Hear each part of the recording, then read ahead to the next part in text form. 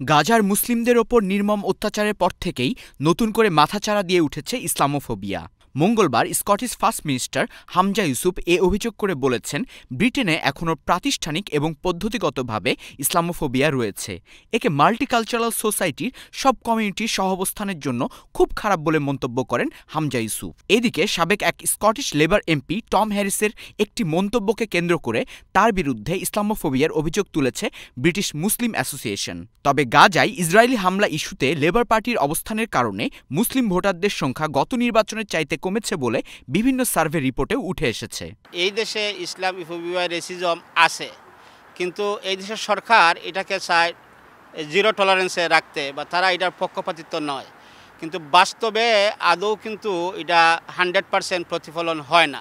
ফিলিস্তিনের যে হামলা শুরু হয়েছে, এরপরে ব্রিটেনেও আপনার বর্ণবাদী হামলা এবং আপনার ফিজিক্যাল আঘাত বেড়েছে। এখানে আমি মনে করি যে আমরা কোনো ধরনের আক্রান্ত হলে, এটা ইসলামোফোবিয়া হোক, এটা বর্ণবাদ হোক, আমরা এটা রিপোর্ট করা দরকার। এটা আমরা এদের কমিউনিটি, আমরা এটার বিরুদ্ধে সোচ্চার আছি। আমরা সবাইকে সচেতনতা সৃষ্টিও আমরা কাজ করে যাচ্ছি। হিজাব পরে অনেকেই কর্মস্থলে নিরাপদে কাজ করছেন, এটি যেমন সত্য, তেমনি প্রায় প্রতিনিয়তই কাজের জায়গা, শিক্ষা প্রতিষ্ঠান কিংবা রাস্তাঘাটে হিজাব পরিহিতা নারীদের ইসলামোফোবিয়ার মুখোমুখি হওয়ারও খবর আসছে সংবাদ মাধ্যমে। অনেক সময় হিজাব বা বোরখা পরার কারণে অনেকের অনেক হ্যারাসমেন্ট বা হুইসেল শিকার হতে হয়, বাট হোপফুলি ইংল্যান্ডের মতো দেশে হিউম্যান রাইটস এখানে এত প্রচলিত, এরকম যেন হোপফুলি ইনশাল্লাহ কারোর সাথে কোনোদিন না হয়। যেমন আন্ডারগ্রাউন্ডে দেখা যায়, ট্রেনে দেখা যায়, তারপরে অন্যান্য টাউনেও দেখা যায় এই বিষয়গুলো। তো এই বিষয়গুলো মনে হচ্ছে যে দিন দিন কমছে না। ব্রিটেন জুড়ে প্রায় 4 মিলিয়ন অথবা মোট জনসংখ্যার শতকরা 6.70% মুসলমানদের বসবাস। টেলমামা তথ্য অনুযায়ী গত এক দশকে মুসলিম বিরোধী অপরাধের ঘটনা দ্বিগুণেরও বেশি বেড়েছে।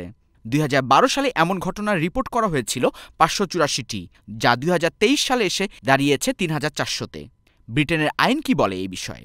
ক্রাইম অ্যান্ড ডিসঅর্ডার অ্যাক্ট 1998, যেটার মধ্যে ক্লিয়ারলি দেওয়া আছে, যদি এই ধরনের অ্যাক্টিভিটি কেউ করে, অ্যান্টি রেসিজম, ইসলামোফোবিয়া, তাদের জন্য 2 বছর থেকে 14 বছর পর্যন্ত তাদের পানিশমেন্ট হতে পারে, depend on the level of crime.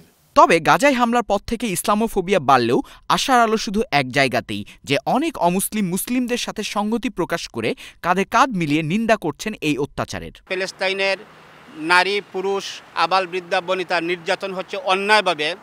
এর পক্ষে অনেক অমুসলিম, যারা মুসলিম নয়, তারাও কিন্তু ইসলামের পক্ষে, প্যালেস্তাইনের পক্ষে কাজ করছে।